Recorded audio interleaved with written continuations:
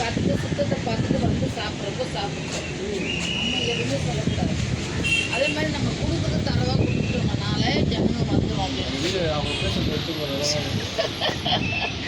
நான் அப்படிதான் சொல்லி தான் ஃபஸ்ட்டு சொல்லும்போது நான் சொன்னேன். நம்ம தரவாக கொடுத்துட்டோம்னாலே நம்ம 10 பேர் 10 பேர் வருவாங்க. இப்போ நான் வரைக்கும் அந்த 7 இந்த ஆஃபீஸ் முடிச்சுதான் வந்து சாப்பிட்டு டைம் பண்ண முன்ன பின்ன வந்தாலும் சாப்பிட்டுக்கலாம். இல்லாட்ட நான் அவங்க டைமில் சாப்பிட்டுக்கலாம். கணக்காக சொல்லலாம்னா எதுவும் சக்தி எனக்கு பிடிக்கல. ஒரு குழம்பு சரியாக இருக்க மாட்டேங்குது. மீன் குழம்பு கருவாடு குழம்பு மாதிரி இருக்குது. இது நல்லா இருக்குங்களா?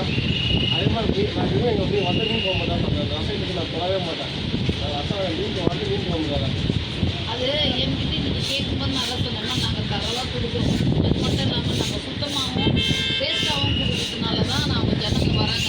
நான் இது வரைக்கும் யூடியூப்லலாம் போட்டது கிடையாது. எனக்கு அது இன்ட்ரெஸ்ட்டும் இல்லை. என்னை பொறுத்த வரைக்கும் நான் என்னென்னா நம்ம நேர்மையாக இருந்தாங்க சமாச்சாரம். அது 4 பேர் வந்தால் கூட எனக்கு அது திருப்தி தான். அது வந்து அவங்க சாப்பிட்டு என்கிட்ட சொல்லிட்டு போகிறவங்க ஒரு கூட சூப்பராக இருக்குமா, நல்லா இருக்குமா. நான் முதல் நாளே வந்து அக்கா கிட்ட சொன்னேன். கீழே அக்கா இருந்தாங்க. அக்கா எல்லாம் நல்லா இருக்கா, பொடி பச்செல்லாம் கேட்டுட்டு இருந்தேன். அப்படியே போயிடுச்சு. இங்கே தான் எப்பவுமே இங்கே தான் வந்து இங்கே தான் எத்தனையோ வீடு புதுப்பேட்டை தான். மத்தியானம் சாப்பிடலாம் இங்கே வருவேன் எங்கள் இந்த இடத்துக்கு.